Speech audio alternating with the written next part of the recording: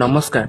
ଗୋଟେ ସତ କଥା ଜାଣିଛନ୍ତି, ଯେତେବେଳେ ଆମେ ବାହାରେ ଆମ ଅଫିସରେ ହଉ କିମ୍ବା ବାହାରେ ଯେକୌଣସି ସିଚୁଏସନରେ ଆମେ ଯଦି କୌଣସି ଡିସିସନ ନଉ ନା, ସବୁବେଳେ ନା ମାଇଣ୍ଡରୁ ନେବା କଥା। କିନ୍ତୁ ଘରେ ଆମେ ଯେତେବେଳେ କୌଣସି ଲୋକ ସାଙ୍ଗରେ କଥା ହଉ, ଆମ ନିଜ ସମ୍ପର୍କୀୟ ମାନଙ୍କ ସାଙ୍ଗରେ ଆମେ କିଛି କଥାବାର୍ତ୍ତା ବ୍ୟବହାର କରୁନା, ସବୁବେଳେ ହାର୍ଡଲି କରିବା କଥା। କାରଣ ଆଜିକା ସମାଜ ନା ମାର୍କେଟ ହେଇଗଲାଣି। ଆଉ ସେ ମାର୍କେଟରେ ଯଦି ଆପଣ ନିଜ ହୃଦୟରୁ ଜିନିଷ କିଣିବାକୁ ଚାହିଁବେ ନା, ଆପଣ ଲସ୍ ରେ ପଡିଯିବେ। କିନ୍ତୁ ଆଜିକାଲି ସମାଜରେ ଘର ଭିତରେ ରିଲେସନ ଏତେ ୱିକ୍ ହେଇଗଲାଣି, କାରଣ ଲୋକମାନେ ମାଇଣ୍ଡରେ ଡିସିସନ ନଉଛନ୍ତି କିମ୍ବା ହାର୍ଟରେ ଡିସିସନ ନଉନାହାନ୍ତି। ସବୁବେଳେ ନିଜ ଲାଭଟାକୁ ଦେଖୁଛନ୍ତି।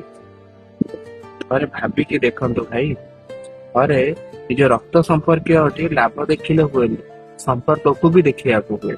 ସେଥିପାଇଁ ସବୁବେଳେ ହାର୍ଟଲି ଡିସିସନ ନିଅନ୍ତୁ, ହାର୍ଟଲି ଚଳନ୍ତୁ, ସମସ୍ତଙ୍କ ମନ ନେଇକି ଚଳନ୍ତୁ।